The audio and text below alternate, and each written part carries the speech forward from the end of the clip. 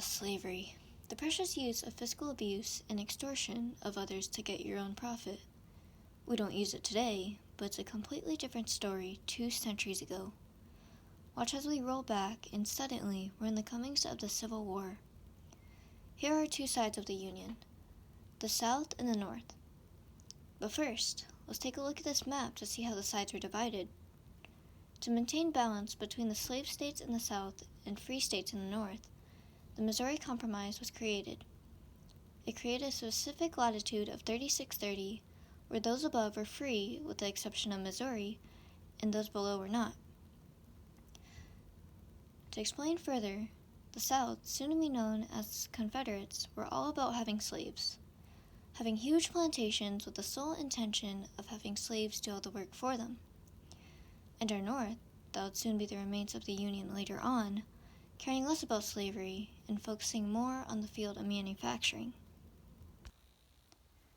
There are many differences between our two sides other than their economies, such as their ethics and beliefs. The South believed that slaves were nothing but property and deserved to be in the fields, while the North believed about them being free and instead working on their own terms. The South also believed that the state's laws reside over federal, but the North went for more of a unified country instead of many different laws in every single state. This specifically went towards one of the reasons as to why there's a ton of tension between the two opposing sides. As we can see in the picture, a tariff reform was made. But what for? To answer that question, when the Tariff of 1816 was then signed into law, which said that there would be a 50% tariff on British goods, it ended up enraging the Southerners as they depended on them for trade. This ended up with the South Carolinian governor taking legal action. He ended up stating that states can have their own say and nullify federal laws if not agreed upon.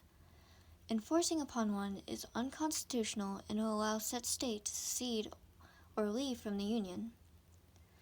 This ended up with the South winning the case, leading the tariff to be removed. More problems arose, however, so in 1850, a compromise was made. This compromise was called the Compromise of 1850. Now if you notice, this map is very similar to the Missouri Compromise, but there's something different. A lot of territories are now taken up as either free states or slave states, and that this map is labeled as the Compromise of 1850. But the main difference is that this compromise deemed California as a free state and Texas as a slave state to not break the Missouri Compromise. The Compromise of 1850 was made to situate the problem of slavery in new territories by creating 5 bills. For example, the Fugitive Slave Act, where any slave going to the North must be returned to the South. It was a federal offense if the Northerners would hide, help, or ignore the runaway slaves. The compromise seemed to work as Georgia signed the Georgia Platform into law, declaring that the state would devote itself to the Union as long as they don't hinder the slave progression and enforce the Fugitive Slave Act. It didn't last long, though, as the Fugitive Slave Act and laws on slavery led to the Dred Scott case.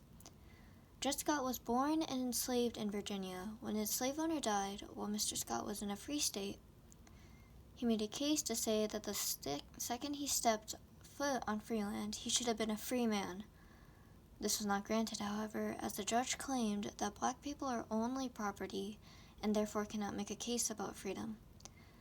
The judge's claim supported Georgia's pro-slavery stance and gave Georgia and other southern states more authority to expand slavery without federal intervention while pushing the Union closer to secession. Now you know Abraham Lincoln, the man who ended slavery, the face on pennies today, the man who led the Union in the Civil War. But his election before the Civil War was a key event that led to secession in the Union. As said, the final straw that pushed the Union to secession was in 1860 when Abraham Lincoln was elected for president. During this time, southern states did not want Abraham Lincoln to become president as it would be a threat to slavery. But even though Lincoln was not even shown as a candidate in the South, he still won. After the election of Abraham Lincoln, most southern states seceded from the Union. but Georgia's General Assembly was split into two sides when it came to secession. One of those sides being those who wanted to remain in the Union, such as small farmers, non-slave owners, and northern states, while the other side were those who wanted to secede from the Union. For example, large farmers, slaveholders, and those with a social and economic tie to the slave industry. Although this debate on whether to secede or not was mainly about slavery, Georgians believe that the Union's trade embargoes and blockade hurt the state economically, and Lincoln and the other Northern leaders were violating their rights. But Northerners believed that it would be economically bad for secession to happen. In the end, the vote for secession overwhelmingly won with a vote of 208 to 89, and war would be the only result in the future.